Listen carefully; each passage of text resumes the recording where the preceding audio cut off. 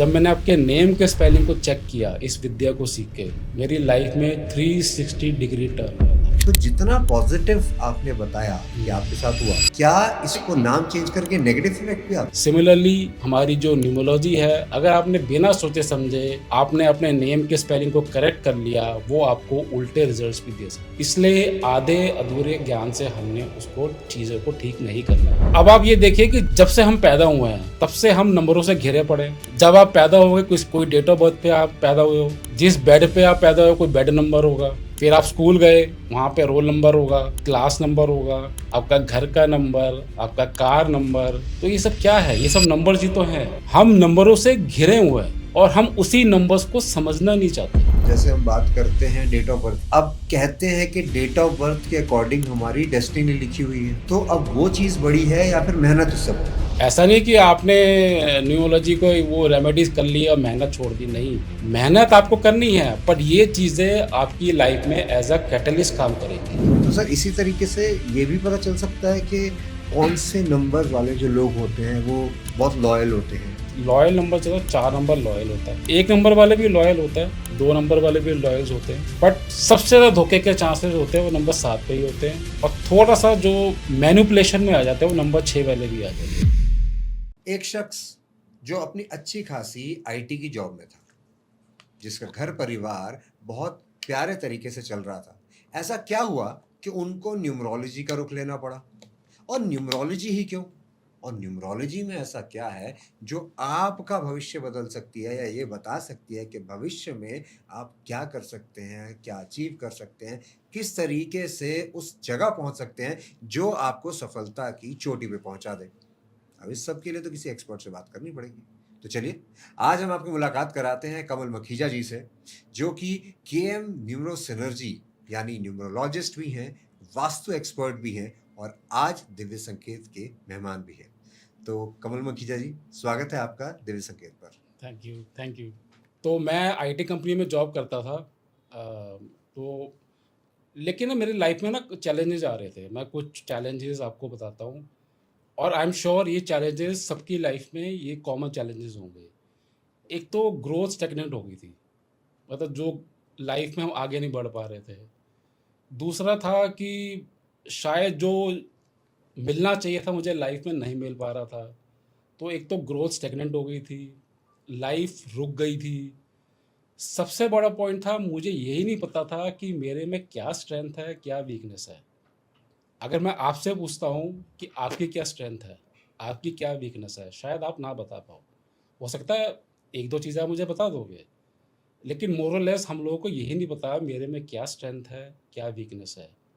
यहीं से मेरी न्यूमोलॉजी की जर्नी स्टार्ट हुई। तो ये कोविड का टाइम था, तो मैं थोड़ा सा टफ टाइम से भी निकल रहा था। मैं अपने आप को नहीं समझ पा रहा था, डिसीजन मेकिंग नहीं ले पा रहा था मैं। तो बैठे बैठे मेरे सामने कुछ रील्स चल रही थी, तो जब मैंने रील्स को देखा तो मैंने कहा ये बात तो ठीक है। तो वहीं से मेरी लाइफ की एक जर्नी स्टार्ट हुई। पहले मैंने अपने आप को समझा, अपने डेट ऑफ बर्थ को समझा, उसी को एनालाइज किया। देखो, सबसे पहले हम अपने पे एनालाइज करते हैं, तभी आप दूसरे लोगों की हेल्प करते हो। तो सबसे पहले मैंने अपना स्ट्रेंथ समझा, अपना वीकनेस समझा, और उसको देख कर ही फिर मैं आगे बढ़ा। आज मैं उस मकान पे हूँ, मेरी लाइफ में काफ़ी चेंजेस आ गए हैं with the help of numerology. Makhija ji, ये यूजुअली कहा जाता है कि जब भी आप ऐसी कोई विद्या सीखते हैं ऑकल्ट साइंस के अंदर स्पेशली, तो उसको आप अपने ऊपर उतना अप्लाई नहीं कर सकते या अपने लिए उतनी चीज़ें नहीं करनी चाहिए, ऐसा भी कुछ नहीं नहीं, ये बिल्कुल है? मिथ है। सबसे पहले मैंने अपने पे ही अप्लाई किया, क्योंकि सबका यही क्वेश्चन होता है, क्या ये चीज़ें काम करती हैं। जब मैंने स्टार्ट किया मेरा भी यही क्वेश्चन था कि क्या ये चीज़ें काम करती हैं, क्या ये चीज़ों पे मानना चाहिए, क्या ये चीज़ों पे विश्वास करना चाहिए। और मैं खुद एक साइंस स्टूडेंट हूँ, आईटी में जॉब करता था। मैं हालांकि इन चीज़ों पे थोड़ा सा कम विश्वास करता था। I am very honest with you, ये आज से 8 साल पहले की बात है। जब मैंने इसको सीखा, समझा, अपनी लाइफ में इसको इम्प्लीमेंट किया, मेरी लाइफ में बहुत चेंजेस आए, स्पेशली नेम करेक्शन। अच्छा। जब मैंने आपके नेम के स्पेलिंग को चेक किया इस विद्या को सीख के, मेरी लाइफ में 360 डिग्री टर्न आया था। तो आपने क्या करेक्शन एग्जैक्टली किया अपने नाम मैं में? आपको थोड़ा-सा समझाता हूँ कि जो हमारे नेम के स्पेलिंग है, आजकल आप देख रहे हो जो हमारे बॉलीवुड स्टार्स भी हैं, जी सर। वो भी यही कर रहे हैं। हाँ, अजय बिल्कुल, देवगन ने एल हटा दिया। बिल्कुल। ठीक है? तो ये क्या है? This is a numerology. हुँ, अब मेरा जो पहले नाम था कमल मखीजा, उसका जो टोटल था, न्यूमरोलॉजिकल टोटल वो 4 पे आ रहा था। हुँ, अब वहाँ से मेरा ड्राइवर और मूलांक, वो भी 4 पे था। अब 4 और 4 एक स्ट्रगलिंग नंबर्स हैं। मेरे नेम का टोटल भी 4 पे आ रहा था। मेरा डेट ऑफ बर्थ का जो डेट का टोटल है, वो भी 4 पे है। दोनों स्ट्रगलिंग नंबर्स हो गए। वो मेरी लाइफ़ को और स्ट्रगलिंग बना रहे थे। हुँ, सबसे पहला काम मैंने इस विद्या को सीख के मैंने अपने नेम के स्पेलिंग को करेक्ट किया। हुँ, अब मेरा जो पहले नाम था KAMAL MAKHIJA, जब मैंने इस विद्या को सीखा तो मैंने उसको नाम को चेंज करके KAMALLMAKHEJA कमल मखीजा, मैंने अपनी फ्रीक्वेंसी को 6 पे कर दिया, क्योंकि मुझे 6 नंबर की सपोर्ट की बहुत ज़रूरत थी। इस तरह से मैंने अपनी लाइफ़ को नेविगेट किया, अपनी लाइफ़ को स्मूथ किया। हुँ। दिस इज़ द वे कि न्यूमरोलॉजी हमें बहुत हेल्प करती है। बट सर ये तो चलिए हुआ पॉजिटिव साइड। लेकिन अब कई सारे लोग जो हैं मैं एक ना मेरे जैसे पहले एक टर्म था व्हाट्सएप यूनिवर्सिटी, हुँ, वैसे आजकल इंस्टाग्राम यूनिवर्सिटी है। जी, जैसे उसमें बहुत सारे लोग जो हैं वो सिर्फ देखकर समझ लेते हैं और गूगल पे या एआई के थ्रू उनको लगता है कि उन्होंने पढ़ाई कर ली है और वो न्यूमरोलॉजिस्ट बन गए हैं। हुँ, तो इंस्टाग्राम यूनिवर्सिटी वाले वो क्या करते हैं, वो किसी को एडवाइस दे देते हैं। हुँ, आपने तो 7-8 साल लगाए इसके अंदर, हुँ, आपने पढ़ाई करी, फिर पहले अपने ऊपर अप्लाई किया, जी, उसके बाद आपने कहा चलो अब ठीक है, अब मैं किसी की हेल्प कर सकता हूँ। जी, लेकिन कई लोग होते हैं जो बिना कुछ पढ़े, बिना कुछ प्रैक्टिकल करे किसी को बता देते हैं। तो जितना पॉज़िटिव आपने बताया कि हुँ। आपके साथ हुआ, क्या इसको नाम चेंज करके नेगेटिव इफ़ेक्ट भी आते हैं? बिल्कुल, यही तो पहले आपको समझना है कि कौन-सा नंबर मेरे नेम के स्पेलिंग को सूट कर रहा है। देखो, हमें नेम के स्पेलिंग का जो टोटल है, जो नेम का टोटल है और फुल नेम का टोटल है, वो हमारे डेट ऑफ बर्थ से सिंक होना चाहिए। अगर आपने फॉर एग्ज़ाम्पल जैसे हम दवाई की बात लेते हैं, आप बिना बिना किसी डॉक्टर से कंसल्ट किए या बिना उसकी पूरा ज्ञान लिए आपने वो दवाई खा ली, वो दवाई आपको रिएक्शन भी कर सकती है। सिमिलरली हमारी जो न्यूमरोलॉजी है, अगर आपने बिना सोचे समझे आपने अपने नेम के स्पेलिंग को करेक्ट कर लिया, वो आपको उल्टे रिजल्ट्स भी दे सकती है। इसलिए आधे अधूरे ज्ञान से हमने उसको चीज़ों को ठीक नहीं करना है। या तो आप पूरा ज्ञान लो या आप एक एक अच्छे कंसल्टेशन लेके उसको समझ के फिर उसको इम्प्लीमेंट करो। बट सर जब हम ये कंसल्टेशन की बात करते हैं, तो यूजुअली क्या होता है, लोग सबसे पहले डर दिखाते हैं कि जी अरे, अरे, अरे! ये तो बहुत ही अचीव हो रखी है। तो हम क्या समझें और किसको सही समझें? देखो, न्यूमरोलॉजी से डरना नहीं है। देखो, सबसे पहले न्यूमरोलॉजी को समझना है, न्यूमरोलॉजी है क्या? पहली बात, न्यूमरोलॉजी एक रिलीजन नहीं है, जो मैं सबको यही समझाता हूँ। It is not a religion, इससे डरना नहीं है। It is not the belief system. हमारा क्या है, ये हमारा एक लैंग्वेज है। Numerology is a language, not a religion. हुँ, इस लैंग्वेज को समझ के ही हमने अपनी लाइफ को नेविगेट करना है। हुँ, इस लैंग्वेज को डिकोड करना है। इसलिए हम इसको कहते हैं, this is the very pure science, very good and a pure science. हुँ, ये एक लैंग्वेज है, इस लैंग्वेज को ही समझना है। अब आप ये देखिए कि जब से हम पैदा हुए हैं, तब से हम नंबरों से घिरे पड़े हैं। जब आप पैदा हुए, कुछ कोई डेट ऑफ बर्थ पे आप पैदा हुए हो, जी, जिस बेड पे आप पैदा हुए, कोई बेड नंबर होगा। बिल्कुल, फिर आप स्कूल गए, वहाँ पे रोल नंबर होगा, बिल्कुल। क्लास नंबर होगा, उसके बाद आपकी सैलरी आई होगी, अकाउंट नंबर, ये सब क्या है? मोबाइल नंबर, आपका घर का नंबर, आपका कार नंबर, तो ये सब क्या है? ये सब नंबर्स ही तो हैं। हम नंबरों से घिरे हुए हैं और हम उसी नंबर्स को समझना नहीं चाहते। बस उसी नंबर्स को, यही लैंग्वेज है, ये नंबर्स क्या है? नंबर्स की लैंग्वेज है। वो हमसे बहुत कुछ कहना चाह रहे हैं। हमने उसी को डिकोड करना है, उसी को इंटरप्रेटेड करना है और उसी से अपनी लाइफ को नेविगेट करना है। बट मखीजा जी अब जैसे हम बात करते हैं डेट ऑफ बर्थ की, अभी आपने ज़िक्र किया। अब कहते हैं कि डेट ऑफ बर्थ के अकॉर्डिंग हमारी डेस्टिनी लिखी हुई है जी। तो अब वो चीज़ बड़ी है या फिर मेहनत उससे बड़ी है? देखो मेहनत तो आपको करनी है। ऐसा नहीं कि आपने न्यूमरोलॉजी को वो रेमेडीज़ कर ली और मेहनत छोड़ दी, नहीं। मेहनत आपको करनी है, बट ये चीज़ें आपकी लाइफ़ में एज़ अ कैटलिस्ट काम करेंगी। जैसे हम कहते हैं ना हमारी बॉडी को मिनरल्स, विटामिन चाहिए होता है, हम विटामिन ए लेते हैं, विटामिन डी लेते हैं। जी। न्यूमरोलॉजी भी वैसे ही काम करती है। ये कैटलिस्ट की तरह काम करती है। हमारी लाइफ़ को आसान कर देती है। देखो मैं आपको एक और एग्ज़ाम्पल यहाँ पे देता हूँ। सपोज़ आपको ये पता चल गया मेरा ये साल बहुत अच्छा जाने वाला है, तो आप क्या करोगे? आप मैक्सिमम रिस्क लोगे, राइट? बिल्कुल। मैक्सिमम रिस्क लोगे। आपको कोई नया बिज़नेस खोलना है, नई गाड़ी लेनी है, शादी करनी है, तो कहने का मतलब है कि आप इस साल मैक्सिमम रिस्क ले सकते हो। वाइस वर्सा अगर आपको ये पता चल जाए कि मेरा ये साल थोड़ा स्लो पीरियड पे आ गया है, खराब पीरियड पे आ गया है, तो आप क्या करोगे? आप स्लो डाउन हो जाओगे। अब जैसे कोई सड़क आपकी खराब आ गई, आप क्या करते हो? गाड़ी को धीरे कर देते हो, 10-20 की स्पीड पे ले आते हो। सिमिलरली न्यूमरोलॉजी हमें हेल्प करती है, हमारी लाइफ को आसान बनाती है, हमारी डिसीजन मेकिंग पावर को बहुत अच्छा इम्प्रूव कर देती है, हमारी लाइफ स्मूथ हो जाती है, अवेयरनेस देती है हमको। अवेयरनेस देती है आपको। हुँ, एग्जैक्टली। हुँ। तो अब सर जैसे डेट ऑफ बर्थ, उसमें भी नंबर्स हैं, जी, लेकिन आपकी डेट ऑफ बर्थ, मेरी डेट ऑफ बर्थ सेम हो सकती है। सेम हो सकती है। पर क्या हम दोनों की जो हमारी किस्मत है या डेस्टिनी बोलें, वो भी सेम होगी फिर? देखो इसमें ना कुछ 2-3 चीज़ें और ऐड हो जाती हैं।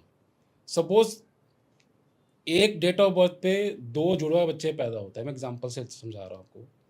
अब एक मेल है, एक फीमेल है, तो यहाँ पे देखो हमारा जो ड्राइवर और मूलांक वो सेम होगा, कंडक्टर और भाग्यांक वो सेम होगा, लेकिन एक तीसरा नंबर भी होता है जिसको हम के नंबर बोलते हैं, वो और कुआ नंबर। कौन-सा नंबर सर? के नंबर, कुआ नंबर, हुँ, ये मेल और फीमेल में डिफरेंट हो जाता है। सपोज़ 1 तारीख को एक मेल पैदा हुआ है और एक फीमेल पैदा हुई है, तो उनका कुआ नंबर डिफरेंट हो जाएगा। तो यहाँ से उनकी पर्सनैलिटी डिफरेंट हो जाएगी। दूसरा एग्ज़ाम्पल लेते हैं, सपोज़ दोनों मेल हैं या दोनों फीमेल हैं, तो जो 2 चीज़ें प्रमुख हो जाती हैं, एक उनके नेम के स्पेलिंग। सपोज़ एक नेम के स्पेलिंग आपने रखे, एक मैंने रखे। आपके नेम के स्पेलिंग का टोटल सपोज़ 4 या 8 पे चला गया, it is a disaster for you. मैंने नेम के स्पेलिंग अच्छे नंबर पर डाल दिए, जो मेरे डेट ऑफ बर्थ से मैच हो रहा है, सिंक हो रहा है, वो मेरी लाइफ़ को प्रोपेल कर देगा। दूसरी चीज़ जो होती है, एनवायरमेंटल फैक्टर्स भी आ जाते हैं। भई आपका क्या फ्रेंड सर्कल है, आपके आपको कैसी परवरिश मिल रही है, तो ये चीज़ें भी साथ जुड़ जाती हैं। तो यहाँ से थोड़ी-सी चीज़ें हमारी चेंज भी हो जाती हैं। तो सर अभी जब आपने बोला कि नाम चेंज कर देना, बट क्या है कि आपने अपना नाम चेंज किया, तो आप हमारी ऑडियंस को बता सकते हैं कि नाम चेंज करने में क्या-क्या दिक्कत आती है?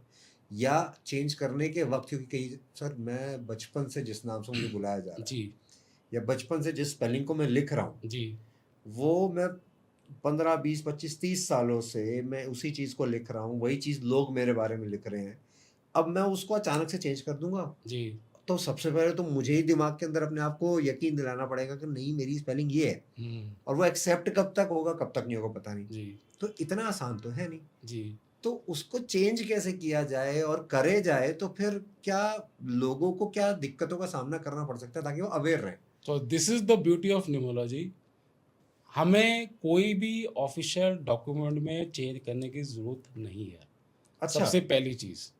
देखो हमने क्या करना है, हम जिस आपके जो नेम का जिस नंबर टोटल पे लेके आ रहे हैं, हमने उसकी वाइब्रेशंस को एक्टिवेट करना है, बस इतना ही करना है। हमें क्या करना है, जैसे मैंने जो आपको नया नाम निकाल के दिया, उस नए नाम का एक ईमेल आईडी बना दो। अपने घर के नाम उस नए नाम की एक नेम प्लेट लगा लो। विज़िटिंग कार्ड अगर बना सकते हो तो वो बनवा लो, ठीक है? आप अपने जो सोशल मीडिया अकाउंट्स हैं जैसे यूट्यूब, इंस्टाग्राम, ट्विटर, अपना यहाँ पे चेंज कर लो। ये भी पॉसिबल नहीं है क्योंकि काफ़ी बच्चे भी आते हैं जो 8-10 साल के होते हैं, जिनके पास सोशल मीडिया अकाउंट्स नहीं होते हैं। तो हम उनको एक बहुत अच्छा एडवाइस देते हैं, आपने हरे रंग का पेन लेना है, 1 कॉपी लेनी है, उस नए नाम को आपने दिन में 50 बार लिखना है। मैं आज भी लिखता हूँ, 50 बार? बस 50 बार ही, it will not take more than 5 minutes. बस 5 से 7 मिनट दिन में निकालने हैं। किसी टाइम भी उस नए नाम को आपने दिन में 50 बार लिखना है हरे पेन से। आप करके देखो, come back to me after 6 months on a year, you will see the difference. कहने का मतलब है कि आपको कोई भी ऑफिशियल डॉक्यूमेंट में चेंज करने की ज़रूरत नहीं है। हाँ, अगर अब जैसे आज में न्यूमरोलॉजी काफ़ी अब लोग इसको फ़ॉलो कर रहे हैं, अपने जो बच्चे पैदा हो रहे हैं, वो शुरू से ही नाम ऐसा रखवा रहे हैं, न्यूमरोलॉजिकल नेम रखवा रहे हैं, तो वो शुरू से ही ऑफिशियल डॉक्यूमेंट में चेंज हो जाता है।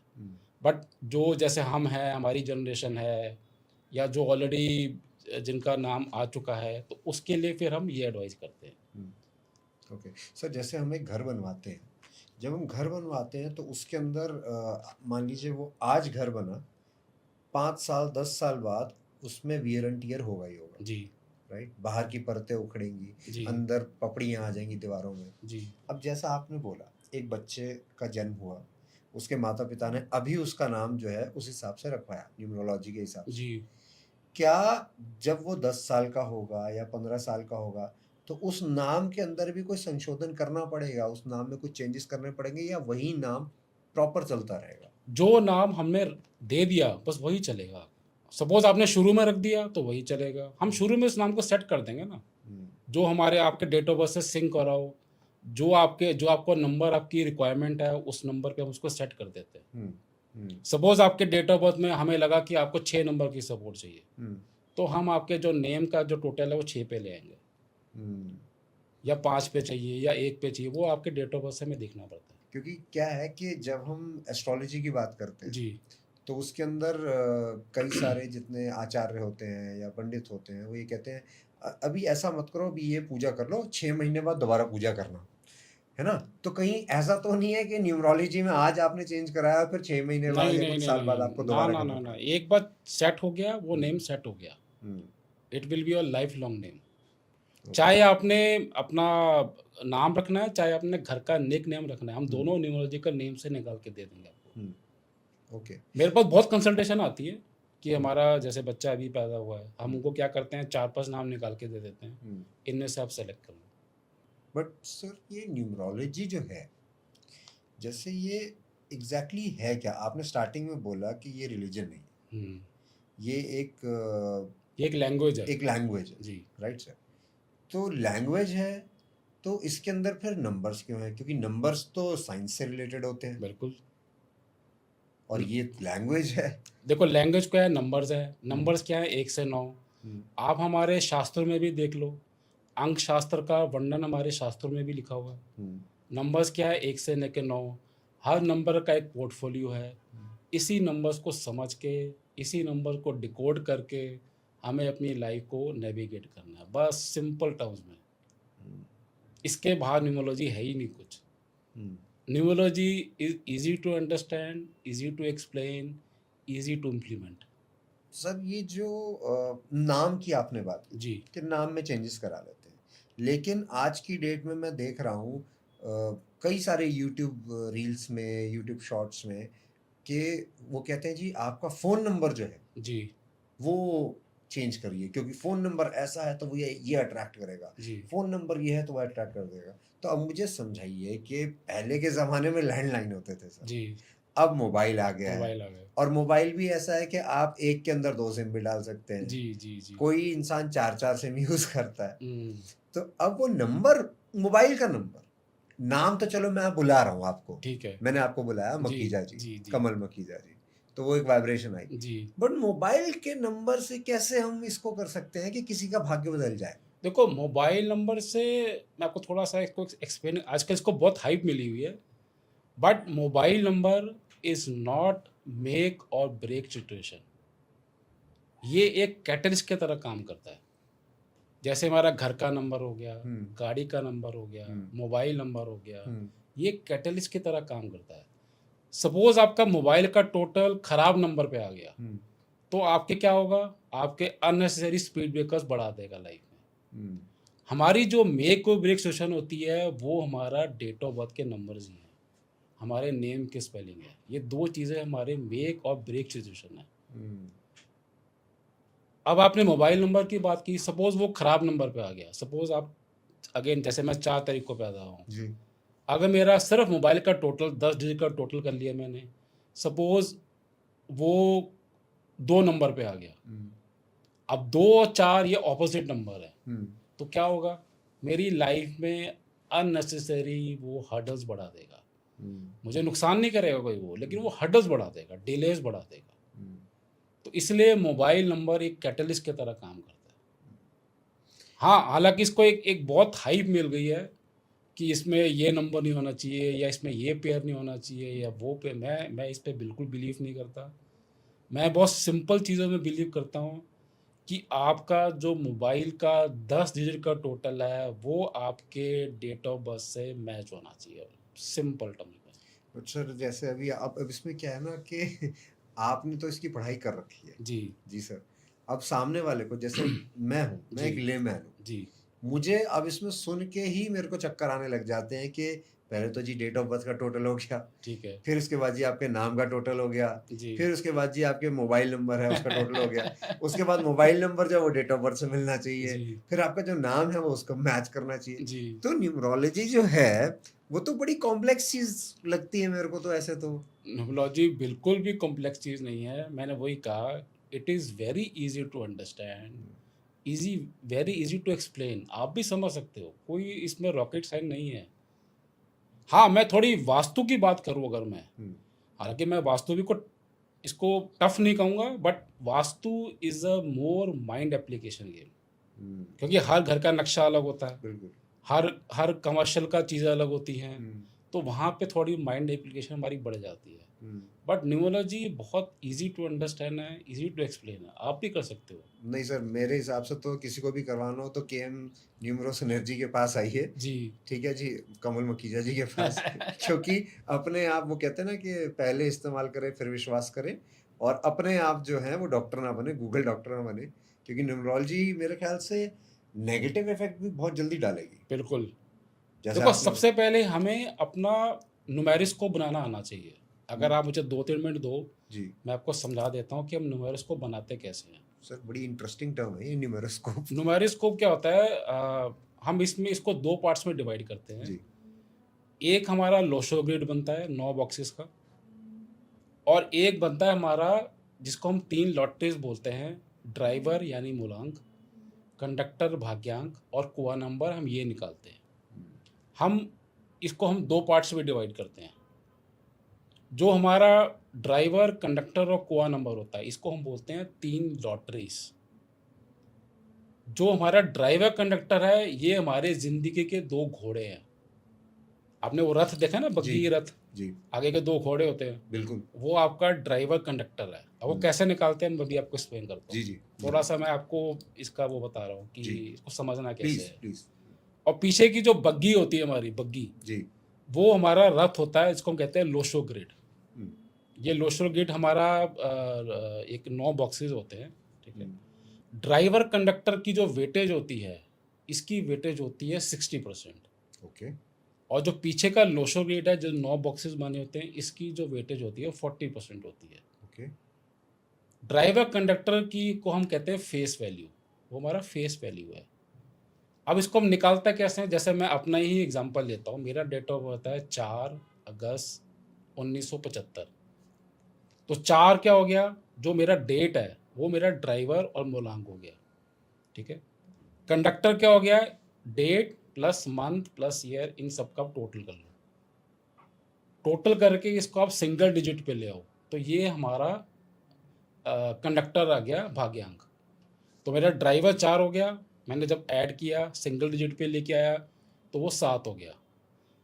तीसरा जो बहुत इंपॉर्टेंट है, इसको हम कई बार गेम चेंजर भी बोलते हैं, इसको हम कहते हैं के नंबर या कुआ नंबर। हम्म, अब ये मेल और फीमेल में अलग होता है।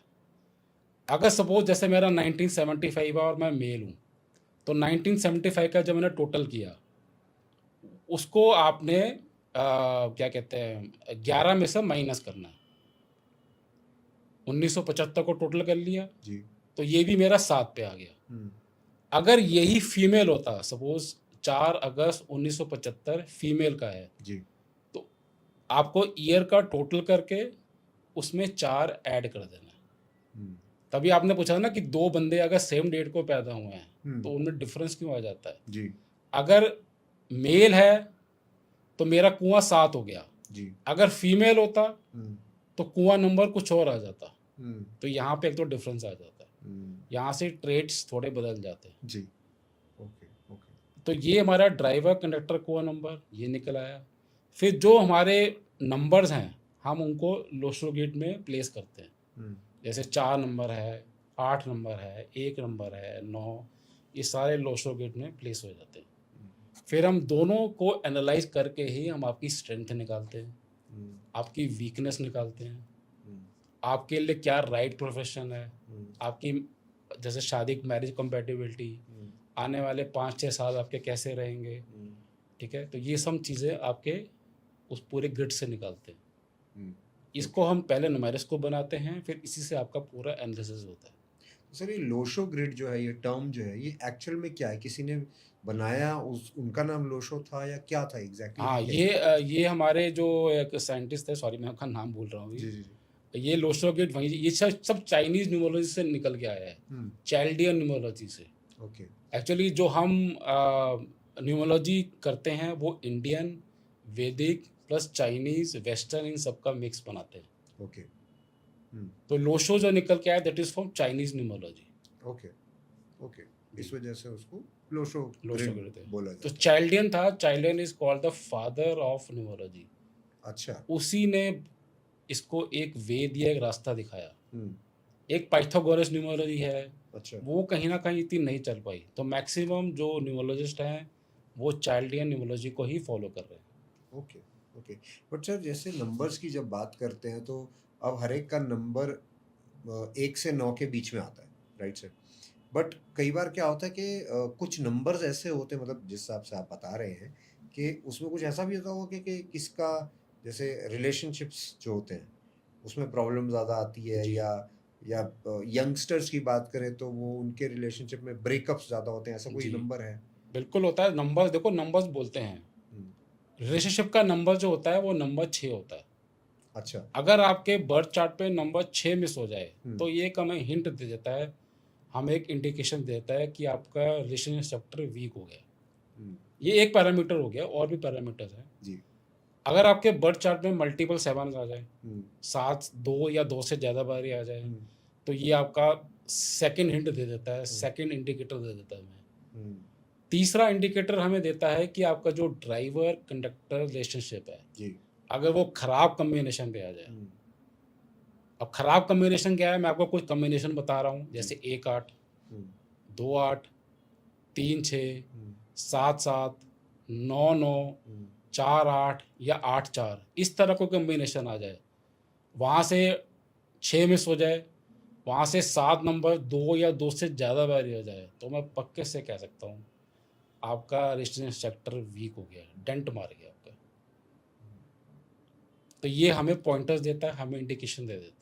और सर इसी तरीके से क्या ये भी बता सकता है कि कौन से ऐसे नंबर्स हैं या कौन से ऐसे डेट्स हैं, मतलब डेट्स या नंबर्स कह लीजिए, जिसमें लव मैरिज, अगर ये नंबर है तो इसकी लव मैरिज होगी, और ये है तो अरेंज होगी, और अगर इसकी इस नंबर की लव मैरिज हो गई तो वो परेशान रहेगा, और इस नंबर की अगर अरेंज मैरिज होगी तो बहुत खुश रहेगा। देखो, वही हमारे नंबर्स होते हैं।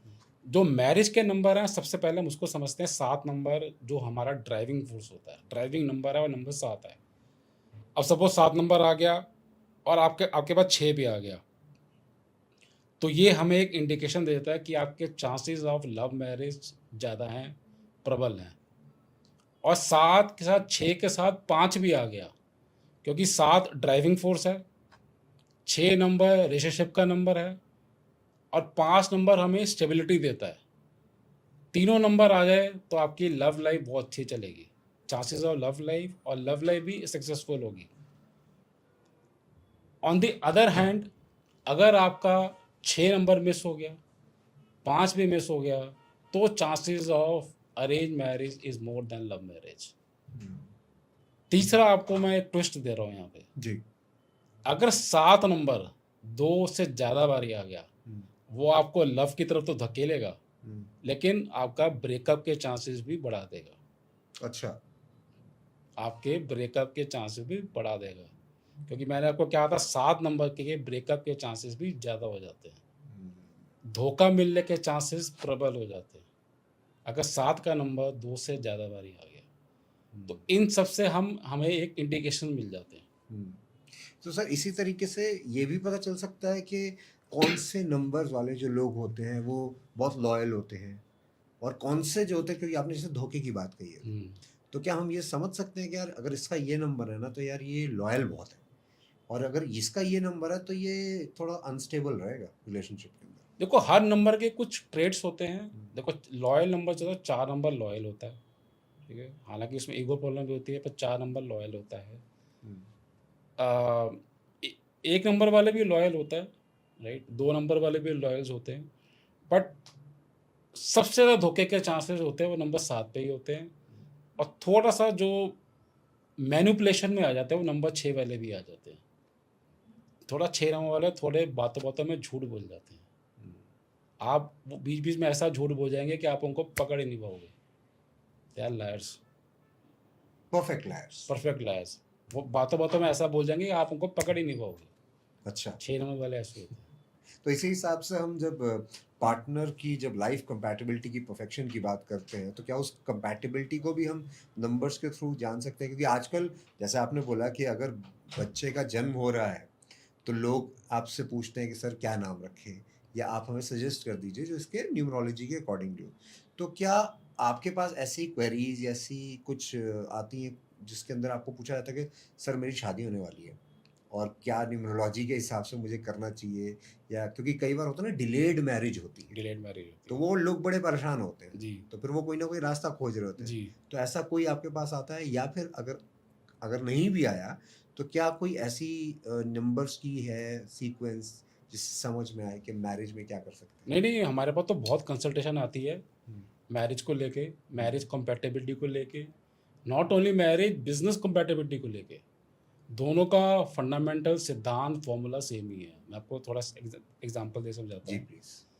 जब भी हम कंपैटिबिलिटी चेक करते हैं, सबसे पहली चीज़ चेक करते हैं उनका ड्राइवर से ड्राइवर या मूलांक से मूलांक मैच होना चाहिए। मैच का मतलब क्या है कि अगर फ्रेंड्स हों आपस में तो बहुत अच्छा है, न्यूट्रल नंबर्स हों तो भी चल जाएगा, आपस में ऑपोज़िट या एंटी नहीं होना चाहिए। एग्ज़ाम्पल, सपोज़ किसी का डेट ऑफ बर्थ है 4 अगस्त कुछ भी आगे है, अब उसका ड्राइवर 4 है, अब जो सामने वाला पार्टनर है, अब 4 के जो एंटी नंबर हैं, वो क्या है? नंबर 2, नंबर 9, और 4 और 8 पे तो बिल्कुल नहीं होना चाहिए।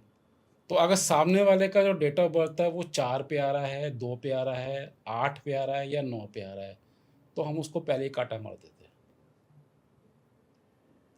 तो ये हमारा फर्स्ट क्राइटेरिया होता है। सेकंड क्राइटेरिया होता है कि हम नंबर शेयरिंग करके देखते हैं। सपोज़ 2 पार्टनर्स आए मैरिज के लिए, हम उनका बर्थ चार्ट बनाते हैं न्यूमेरिक्स। हम देखते हैं कि कितने मैक्सिमम नंबर शेयर हो रहे हैं। सपोज़ मेरे डेट ऑफ बर्थ में 2 नंबर नहीं है, सामने वाले में 2 प्रेज़ेंट है, मेरे में 5 है, उसमें 5 नहीं है। तो देखो 2 नंबर मुझे वहाँ से मिल रहा है, 5 नंबर मुझे वहाँ मैं दे रहा हूँ, तो ये नंबर शेयरिंग होती है। जितने पेयर ऑफ नंबर शेयरिंग होगी, ज़्यादा होगी, उतना मैच अच्छा होगा।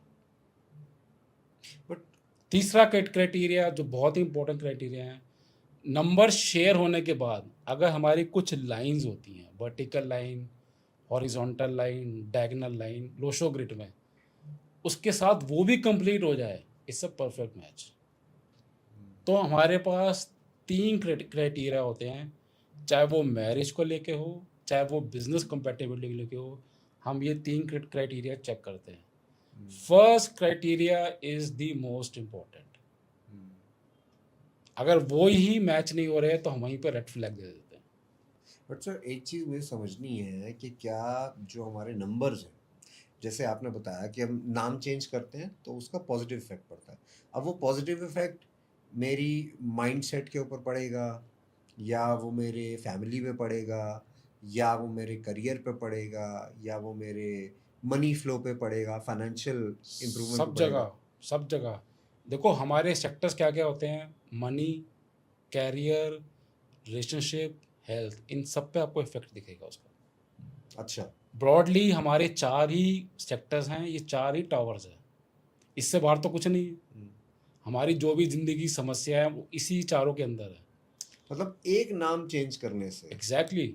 इन चारों के ऊपर इफेक्ट आएगा। न्यूमरोलॉजी में एक स्टडी हुई थी, न्यूमरोलॉजी का जो नेम करेक्शन है वो हमारे 40% सक्सेस रेट में कंट्रीब्यूट करता है। 40%, ये रिसर्च कह रही है, मैं नहीं कह रहा। आप देखो 40% कितना बड़ा नंबर है। हम्म।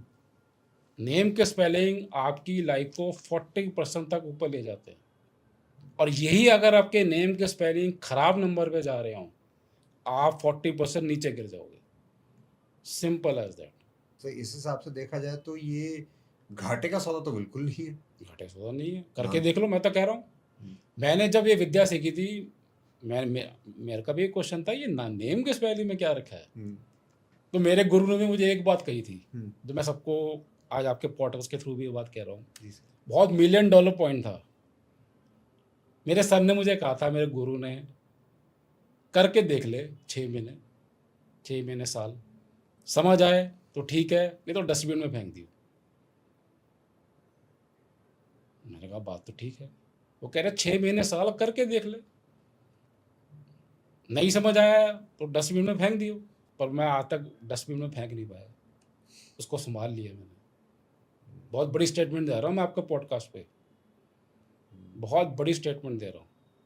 नेम के स्पेलिंग बहुत बड़ा कंट्रीब्यूशन देते हैं सर क्योंकि जिसने अपने साथ इसका एक्सपेरिमेंट किया हो और वो भी एक सफल एक्सपेरिमेंट किया हो, उसी के मुखारविंद से, उसी के थ्रू अगर हमारी ऑडियंस को ये पता चल पाए कि आपकी लाइफ में ऐसा चेंज क्या आया। क्योंकि होता है कि ठीक है मैंने बोल दिया कि जी मेरे जी पास हुआ, मेरे चेंज आया, लेकिन वो चेंज था क्या। भले आप ज़्यादा पर्सनल ना बताएं, लेकिन थोड़ा बताएं ताकि वो सामने हमारी जो ऑडियंस देख रही है जी। उसको बिलीवेबिलिटी हो जाए कि न्यूमरोलॉजी हैज़ दैट इफेक्ट। देखो, जब मैंने अपने डेट ऑफ बर्थ को समझा, अपने न्यूमेरोस्कोप को समझा, सबसे पहले मेरे को पता चल गया मेरी क्या स्ट्रेंथ है, क्या वीकनेस है। मैंने अपने स्ट्रेंथ के पे हथौड़ा मारा, उसी पे मैंने काम किया, उसी पे फोकस किया, उसी को प्रोफेशन बनाया अपना। जो मेरी वीकनेस थी उस पे मैंने काम किया, उसकी रेमेडीज़ करी। मेरी लाइफ में 360 डिग्री टर्न आया। मैंने आपकी नेम के स्पेलिंग को चेक किया। मैंने आपको बताया मेरे नेम के स्पेलिंग का टोटल 4 पे जा रहा था, मैंने उसको 6 पे कर दिया। मेरा हेल्थ सेक्टर, मेरा रिलेशनशिप सेक्टर, मेरा कैरियर सेक्टर में बहुत चेंजेस आए मेरे, बहुत ज़्यादा अपलिफ्टमेंट हुई है। मैं जॉब छोड़ के इतनी अच्छी सैलरी लेता था, वो छोड़ के मैं अगर इस फील्ड में हूँ तो there is some reason. That to that full is a time. Bold statement. और वो भी फुल टाइम, फुल टाइम। बाकियों की तरह नहीं। मैं आईटी कंपनी में सीनियर मैनेजर था। आईटी कंपनी में सीनियर मैनेजर था। मैं वो छोड़ के मैं फुल टाइम इस रोल में हूँ, तो देयर इज सम रीज़न। कुछ है ना, कुछ दम है इसमें। क्योंकि कई सारे लोग होते हैं वो साथ साथ कर रहे होते हैं। मेरे घर वाले मेरे अगेंस्ट थे। मैं आपके पॉडकास्ट में ये भी बहुत बड़ी स्टेटमेंट दे रहा हूँ, मेरे घर वाले मेरे अगेंस्ट थे कि क्या है ये, इतनी अच्छी जॉब छोड़ के आप क्या कर रहे हो। मैंने कहा नहीं, मुझे कॉन्फिडेंस है, मुझे न्यूमरोलॉजी में कुछ दम लग रहा है, I want to do it. मुझे अपनी भी हेल्प करनी है और अपने अपने साथियों के, लोगों की भी इसको हेल्प करनी है। बट सर जब आपने जी जॉब छोड़ी, जब आपने डिसाइड कर लिया कि जी मैं तो अब इसमें मैं जॉब छोड़ने वाला हूँ और मैं फुल टाइम इसमें जाने वाला हूँ, तो क्या होता है कि जैसे हम एक कंपनी से दूसरी कंपनी में भी शिफ्ट करते हैं जी तो वहाँ पे भी सेटल होने में कुछ समय लगता बिल्कुल है। लगते हैं। भले आपकी सैलरी इंक्रीज हो गई हो, जी एक मोटिवेशन फैक्टर आपको मिल गया है, बट वो 1 महीने का टाइम लगता टाइम है लगता है, सेटल होने ट्रांजिशन के, टाइम होता है, ट्रांजिशन टाइम। बिल्कुल होता है। तो आपका जो ट्रांजिशन टाइम था जॉब छोड़ने के बाद इसके अंदर, वो कितना फ्रूटफुल था अपना नाम चेंज देखो, करने 1 साल तो थोड़ा टाइम लगता है। I am very honest with you. ऐसा नहीं कि आपने जॉब छोड़ी, देखो आपको लोग जानते हैं, समझते हैं, टाइम लगता है, इट टेक्स टाइम। कब लगभग 1 साल मुझे लग गए कि अपने आप को एस्टेब्लिश करने में, अपने अपनी वॉइस को लोगों तक पहुंचाने में, उसमें टाइम लगता है। तो मोटा मोटा 1 साल मुझे लग गए। और 1 साल के बाद अब काफ़ी लोग मुझे जानते हैं, कंसल्टेशन आ रही हैं, लोगों की हेल्प कर रहे हैं हम। और अच्छा, लोगों तक पहुंचना चाहिए कि न्यूमरोलॉजी काम करती है। That is the message I want to give to everybody कि न्यूमरोलॉजी काम करती है। बस उसको आपने उसको समझना है, आपने उसको एक लैंग्वेज है उसको डिकोड करना है बस। हम नंबरों से घिरे पड़े हैं, हम नंबर को समझना ही नहीं चाहते, प्रॉब्लम ये है। सर आपने बोला आपने जॉब छोड़ दी हुँ, और आपने अपना काम शुरू किया, जी। एक तरीके से बिजनेस हो गया अगर हम व्यापार की बात करें। हुँ, बट ये न्यूमरोलॉजी जो है क्या किसी को, जैसे अब बच्चे जो हैं वो पढ़ाई करते हैं, जी, पढ़ाई करने के बाद उनका भी ग्रेजुएशन हो गई, जी, जी, अब वो मास्टर्स कर रहे हैं, मास्टर्स होगी किसी की, जी। तो क्या इस न्यूमरोलॉजी से उनके माता पिता ये जान सकते हैं कि इसके बाद मेरे बच्चे को जॉब करनी चाहिए या उसको बिजनेस में जाना चाहिए? 100% मैं आपको बता रहा हूँ कैसे। आपको एक सिद्धांत दे रहा हूँ, और भी पैरामीटर्स होते हैं हमारे। अगर आपका मूलांक या ड्राइवर एक है, 100% आपको बिज़नेस में जाना चाहिए, क्योंकि सन का नंबर है, राजा का नंबर है, किंग का नंबर है। अगर आपका 2 नंबर है, यानी कि 2 number, 11 number, 20 number, 28 number, 100% job में जाना चाहिए आपको, क्योंकि 2 नंबर है वो मून का नंबर है। It's a comparatively weak planet. 3 number है जो जुपिटर का नंबर है, जिसका ड्राइवर मूलांक 3 है, तो वो जॉब भी कर सकता है, बिज़नेस भी कर सकता है, but preferably job. 3 number preferably job, but it can go into business also. Number 4 100% business, aggressive number है। जो नंबर एग्रेसिव है उनको तो 100% बिज़नेस में ही जाना चाहिए। जैसे 1 नंबर की बात की, एग्रेसिव नंबर है, 4 नंबर एग्रेसिव नंबर है, 100% बिज़नेस। अगर ये लोग जॉब कर भी रहे होंगे, तो कहीं न कहीं सैटिस्फाइड नहीं होंगे लाइफ में। Number 5 again preferably job, but can go into business. लेकिन बिज़नेस भी किस तरह का है वो हम अपने डेट ऑफ बर्थ से निकाल के देते हैं कि आप इस बिज़नेस में जाओ। नंबर 6 अगेन एग्रेसिव नंबर है, वीनस का नंबर है, शुक्र का नंबर है, 100% बिज़नेस। नंबर 7 अभी हमने केतु की बात करी, it a shadow planet, weak planet है थोड़ा-सा, 100% job. 8 number very aggressive number, 100% business. 9 number दोनों ठीक हैं, but preferably job, but business भी ठीक है इनके लिए। तो 1 नंबर, 4 नंबर, 6 नंबर, 8 नंबर, ये 4 कैटेगरीज़ ऐसी हैं जिनको बिज़नेस में ही जाना चाहिए। आप बिज़नेस कर सकते हो या नहीं कर सकते हो वो एक अलग बात है। अब कहीं कहते हैं हम बिज़नेस कर ही नहीं सकते, ठीक है। तो फिर जॉब भी आप कर सकते हो, फिर जॉब भी हमको निकाल के देते हैं आपको किस प्रोफ़ेशन में जाना चाहिए, ये प्रोफ़ेशन आपको सूट करते हैं, उसके भी नंबर्स होते हैं। वरना लोग क्या करते हैं, जो आपने ये बात बताई ये नहीं बताते। लोग क्या करेंगे कि जॉब करो ये बिजनेस करो, नहीं नहीं आपको तो जी बिजनेस करना चाहिए। जी, अब अगले बंदे का मन ही नहीं कर रहा, मन ही उसको नहीं हिम्मत करता। ही नहीं आ रही। देखो आप कर सकते हो या नहीं कर सकते, या आपके देखो कुछ एनवायरमेंटल फैक्टर्स भी होते हैं, आपके नई फंडिंग होती, there are many many many factors, absolutely. तो you can go for job as well. अब जॉब भी किस तरह की करनी चाहिए वो भी हम निकाल के देते हैं, वो बताते हैं। फेवरेबल। जो नंबर्स आपके बर्थ चार्ट में प्रेज़ेंट हैं, उसी का प्रोफ़ेशन करना चाहिए आपको। और मैं आपको बहुत bold statement, million dollar statement देने जा रहा हूँ। मैंने इतनी कंसल्टेशन करी है। 80% of the people they are into wrong profession. अगर 80%। मैं 10 कंसल्टेशन देता हूँ, 8 लोग मुझसे ऐसे मिलते हैं जो प्रोफ़ेशन उनको सूट ही नहीं कर रहा है, वही कर रहे हैं। बहुत कंसल्टेशन आती है मेरे को। ठीक है, शुरू में ठीक चला होगा, मैं ये नहीं कह रहा, बट एकदम से उनका ग्राफ नीचे चला जाता है, एकदम से बट्टादार हो जाता है। जब वो वाला काम कर रहे हैं जो नंबर्स उनके डेट ऑफ बर्थ में प्रेज़ेंट ही नहीं है, तो वो आपको बिज़नेस सूट या जॉब सूट ही नहीं करेगा। अब ये बड़ा टफ सिचुएशन हो जाती है। सपोज़ एक बंदा, अभी मेरे कंसल्टेशन आई थी, वो ये सोने का बिज़नेस करता था, इसकी वो ज्वेलरी शॉप थी। अब नहीं चल रहा था काम, अब वो दादा परदादा की चल रही थी, अब दादा परदादा तो रहे ही नहीं। अब जो जो सज्जन थे, जो कंसल्टेशन लेने आए थे, जब उन्होंने मेरे से कंसल्ट किया तो मैंने कहा ये तो आपको सूट ही नहीं करेगा। आपके जो नंबर्स हैं वो आप में प्रेज़ेंट ही नहीं है गोल्ड बिज़नेस के। जी।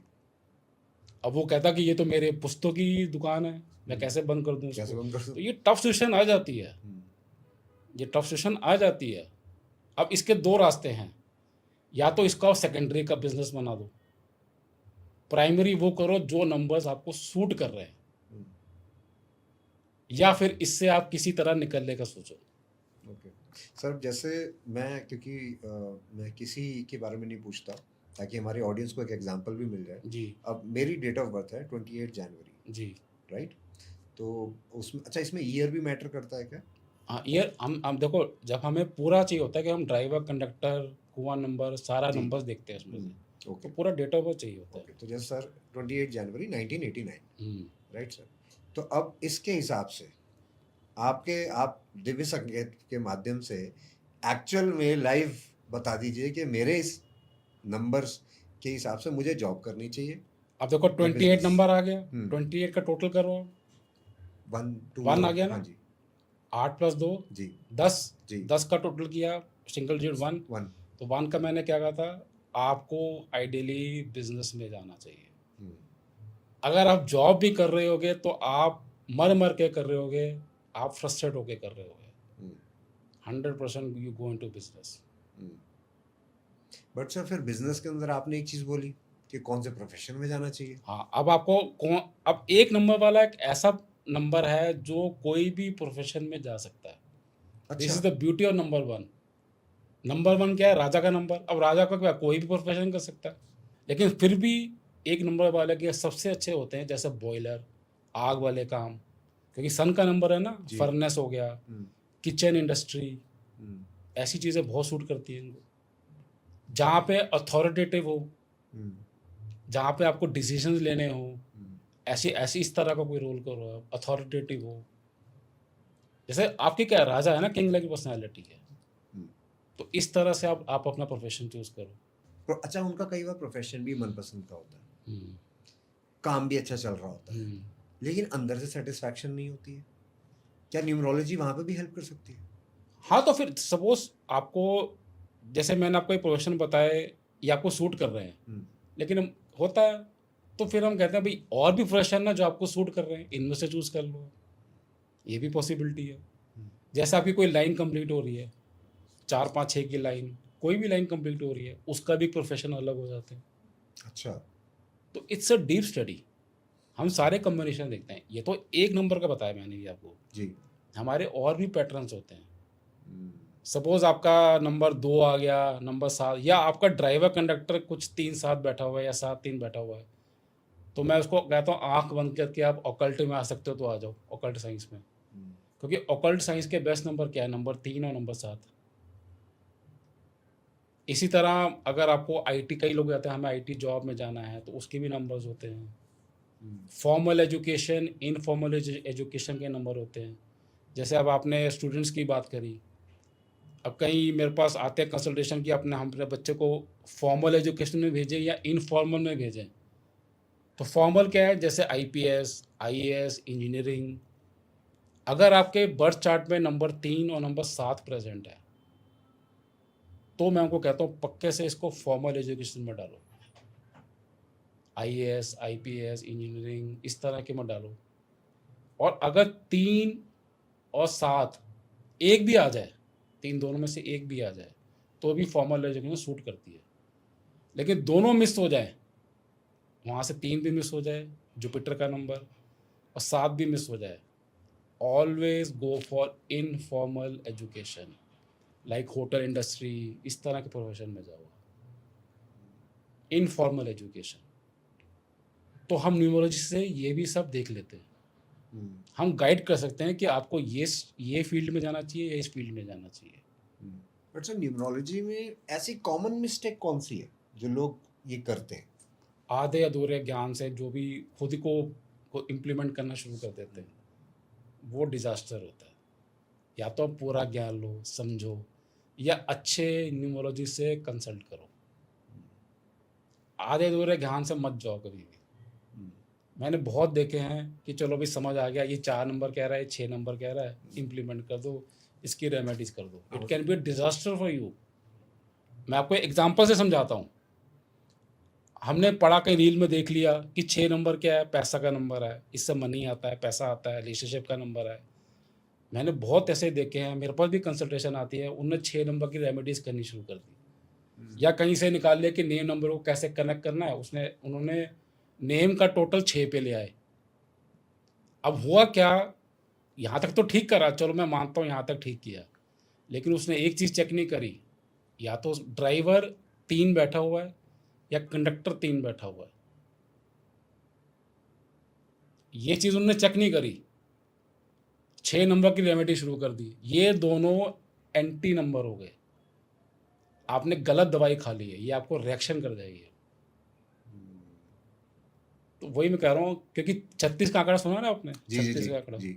अब आपने नेम के स्पेलिंग को 6 पे कर दिया, या आपने 6 नंबर की रेमेडी शुरू कर दी बिना सोचे समझे, आधे अधूरे ज्ञान से, और वहाँ से आपका कंडक्टर 3 बैठा हुआ है या ड्राइवर 3 बैठा हुआ है, आपकी लाइफ में भंटाडार हो जाएगा। तो या तो आप पूरा ज्ञान लो, समझो, फिर इसको इम्प्लीमेंट करो, या अच्छे न्यूमरोलॉजिस्ट से कंसल्टेशन लो। दो ही रास्ते हैं। आपने अभी बात करी कि रिएक्शन हो जाएगा, कोई गलत दवाई ले लेते हैं तो रिएक्शन होता है। न्यूमरोलॉजी के हिसाब से अगर हमने अपने नाम में चेंजेस कराए जी, तो उसका रिजल्ट हमें मिनिमम, कह रहा हूँ सर मैं, मैक्सिमम तो कोई लिमिट ही नहीं होती, मिनिमम कितने समय में दिखना शुरू हो जाता है? देखो हम मान के चलते हैं ऑन एन एवरेज 6 महीने से 1 साल। हर चीज़ को, चाहे वो रेमेडीज़ हो, चाहे वो नेम के स्पेलिंग हो, उसको एक्यूमुलेट होने में टाइम लगता है। तो 6 महीने से साल हम मान के चलते हैं। ये एवरेज पीरियड है हमारा। किसी में रिजल्ट जल्दी भी दिख जाते हैं, किसी में स्लाइटली डिले भी हो जाता है, but 6 months to 1 year is the average time lines. और you can predict the results as well. आप देखो ना, आप आज आप नेम के स्पेलिंग चेंज की है, आपको पता है। अब आप शुरू करो इसको, आप खुद देखो 3 महीने 6 महीने में क्या मेरे को डिफरेंस आ रहे हैं, चीज़ें आपकी इंप्रूव हुई हैं, कितनी परसेंट इंप्रूव हुई है, आप खुद बताओगे ना मुझे। तो आपके सामने सर इस साइंस के अंदर, इस अकल्ट साइंस के अंदर कभी कोई ऐसा केस आया या कोई कंसल्टेशन आई, या जब आप पढ़ रहे थे तब आपने कुछ ऐसी स्टडी करी जिसमें बहुत इंटरेस्टिंग सा कोई केस था या कोई कंसल्टेशन थी जिसमें उसने नाम चेंज करवाया, या न्यूमरोलॉजी के हिसाब से उस बंदे का मतलब वो फर्श से अर्श तक पहुंच गया या अर्श से फर्श तक आ गया? मेरे पास बहुत आई है, मैं आपको रिसेंटली आपको एग्जांपल देता हूँ।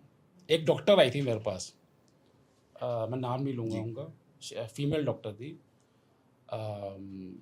She was a doctor in spine, spine की डॉक्टर थी वो आई, उन्होंने कहा मुझे आपसे कंसल्टेशन लेनी है। मैंने कहा ठीक है।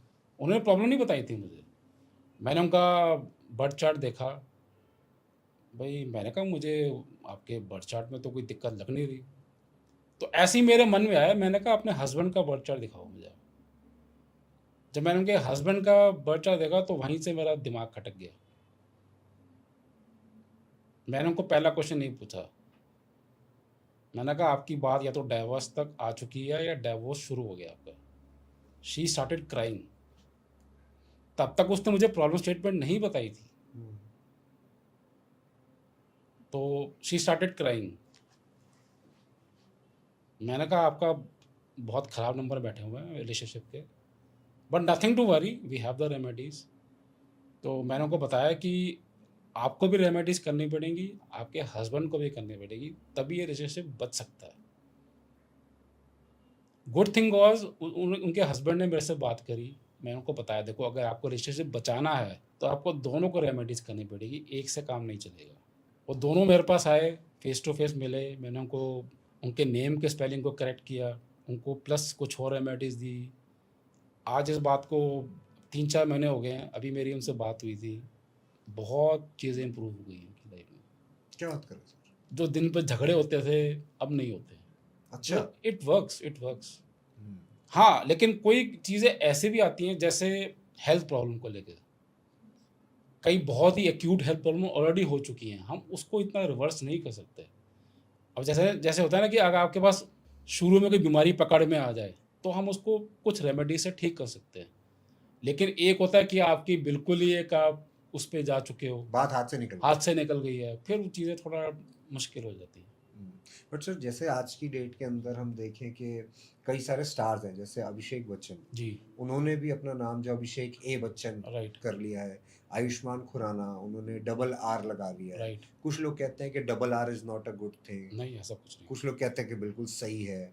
और जैसे जितने दूसरे एक्टर्स हैं, अब अभिषेक बच्चन जी का जैसे उन्होंने नाम चेंज किया तो करियर में तो अच्छी चीजें दिख रही हैं, हुँ, बट पर्सनल लाइफ के अंदर उनका जैसे एक स्पेकुलेशंस आ रही थी, रूमर्स आ रहे थे, डाइवोर्स की बात पर आ हुआ रही तो थी। नहीं ना। देखो, होने वाला था, कहीं न कहीं रुक गया ना, तो आप इसको भी तो एक अच्छा रिज़ल्ट ही समझो। कि उसकी वजह से वो होने वाला था लेकिन होने वो रुक वाला गया। नहीं हुआ, रुक गया, तो ये भी तो अच्छा रिज़ल्ट ही है।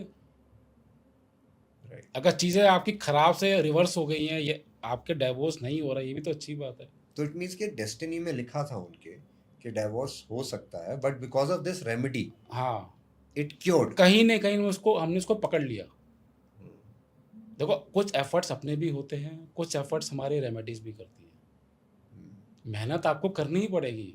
मैंने आपको शुरू में जब ये पॉडकास्ट स्टार्ट किया था, मेहनत तो करनी ही करनी है, हार्ड वर्क आपको करना ही करना है। मज़े की बात है, कई कंसल्टेशन मेरे पास ये भी आती हैं, सर अगर मैं रेमेडीज़ कर लूँ और कुछ ना करना पड़े मुझे, तो सब कुछ मिल जाएगा। तो मुझे हँसी भी आती है। तो मेहनत आपको करनी है, रेमेडीज़ अपना काम करेंगे। राइट। बट ये चीज़ें हमारी लाइफ में सपोर्टिंग चीज़ें हैं, आपकी लाइफ में हेल्प करती हैं। ये आपके विटामिन्स की तरह काम करेंगी।